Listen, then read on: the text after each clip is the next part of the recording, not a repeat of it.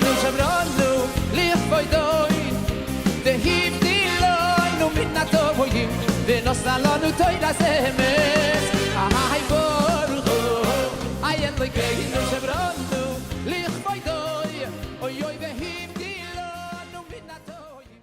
Hello everyone, we're starting a brand new series today, and that is Behavior during Laining. It's no secret that today laning is usually something that's very hard to behave properly at, simply because we're pretty passive. Except for the Baal Korah, the guy getting the Aliya, the Gabbai, most of the people are just listening. So it's a challenge, and therefore I think it's important to first of all go over the laws of laning and what we should do as passive listeners, and number two, more importantly, what we shouldn't do. So the Gemara in Masechet Sota, Daf Lamed Tet Amud Aleph, comes along and says, Amar Rabba bar Rav Huna, said Rabba the son of Rav Huna, Kevan sheniftach Sefer Torah, the minute the Sefer Torah is opened, asur lesaper afilu bidvar halacha.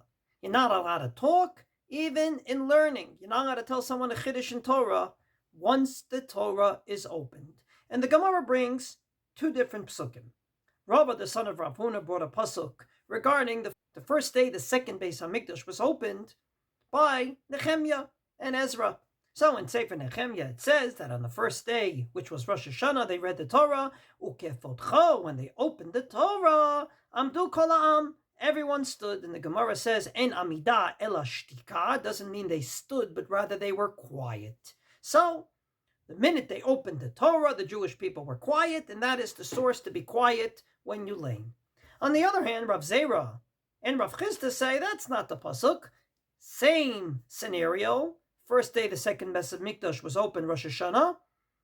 The Oznei Chol Ha'am El Sefer HaTorah. That all the Jewish people's ears are attentively listening to the laning. Well, when the Gemara brings two psukim, it must be for a reason. Obviously, Rav Zera and Rav Chisda didn't agree with the pasuk of Rava, the son of Rav Huna. And we have to see why. And the reason probably is because of a machlokas as to when does this prohibition of not doing anything but listening start. Rambam, in his code of Jewish law, says, Kevan shehitchila koreh likrot b'Torah, the minute he started to lain, asur lesaper afilu b'dvar halacha. You're not allowed to talk. In other words, the prohibition starts when he starts laning, not when he opens the book, like the Gemara says, Kevan sheniftach Sefer Torah, but rather the Rambam understands it basically means when he started to lain from the Torah. So that's the way the Shulchan Aruch codifies the law. Kevan sheitchila koreh likrot b'Sefer Torah, asur lesaper afilu b'divrei Torah. And just in case you don't like my diuk, in the Beit Yosef, which is the code of Jewish laws precursor to the Shulchan Aruch, he says explicitly, Nir'ah, there's no prohibition when it actually opens, but rather when he starts to lain. And from this perspective, the prohibition starts only when he lains. But the Levush disagrees. Rav Mordechai Yaffe in his Levush says, like the Gemara says explicitly, Kevan sheniftach Sefer Torah asur lesaper afilu b'dvar halacha, says the Levush, umiyad sheniftach Sefer Torah asur lesaper afilu b'divrei Torah. It doesn't start when he starts laning. It starts when you open the Torah for the guy getting the Aliya to show him the place. What's the machlokas between them? Comes along Rav Shmuel Yitzchak Yudikian. I don't know who he is, but he wrote a fascinating book, Lomdish book, called Divrei Shalom. Explains as follows. Is this law mishum kvod Sefer Torah? Out of respect of the Torah, you don't do anything else when it's opened? Which would imply that the minute it's opened, you're not allowed to do anything else like the Levush? Or no, this is just a means to listen to laning. In order to listen to laning, the rabbis are smart enough to tell you, don't look in a sefer, don't read the parsha sheets, don't read the newspaper, listen to the laning. Which would imply that the prohibition only starts when you start to lain. And that's the way he explains the machlokas between the Rambam and the Levush. According to the Rambam, it's just a means to make you listen. According to the Levush, it's out of honor of the Sefer Torah.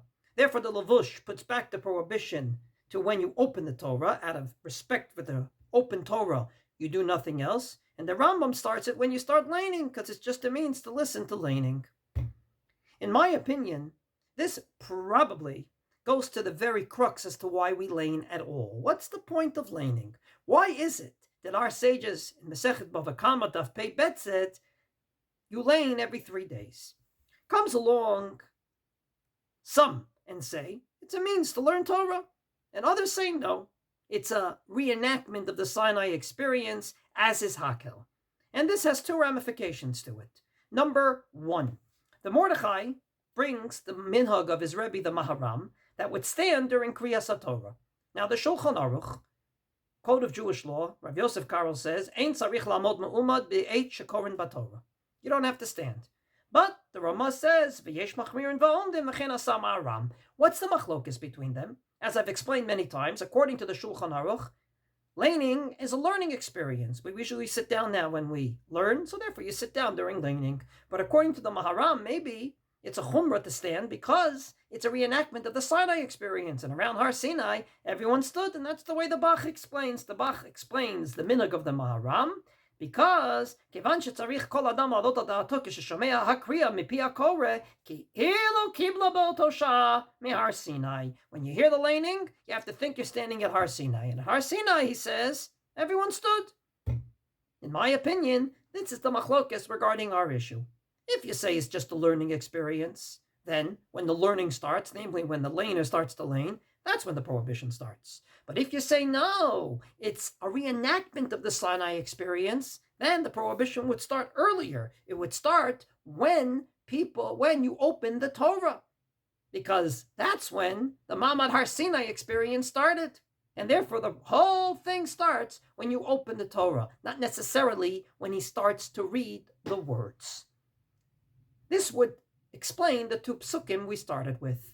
Pasuk number 1, that Rabbah, the son of Rav Huna, said was, and I quote, when he opened the Torah, everyone stood. Which means that the prohibition starts when you open the Torah. It's out of honor of the Sefer Torah. It's remembering the Sinai experience. But Rav Zera and Rav Chisda said no. The pasuk is va'oznei kol ha'am el Sefer Torah, which means it's a learning experience. Which means the prohibition starts when you start to learn, or to be more precise, when the laner starts to lain and teach you. That's when the prohibition starts. From this perspective, a very small law, the law of when the laner starts to lain, don't do anything else, is actually a law that is far wider than we think. This law is, in essence, the crux of why we lain at all. Is it just to learn, and therefore the prohibition would start when he starts laning? Or is it to reenact the Sinai experience, which means the prohibition would start much earlier, when he actually opens the Torah?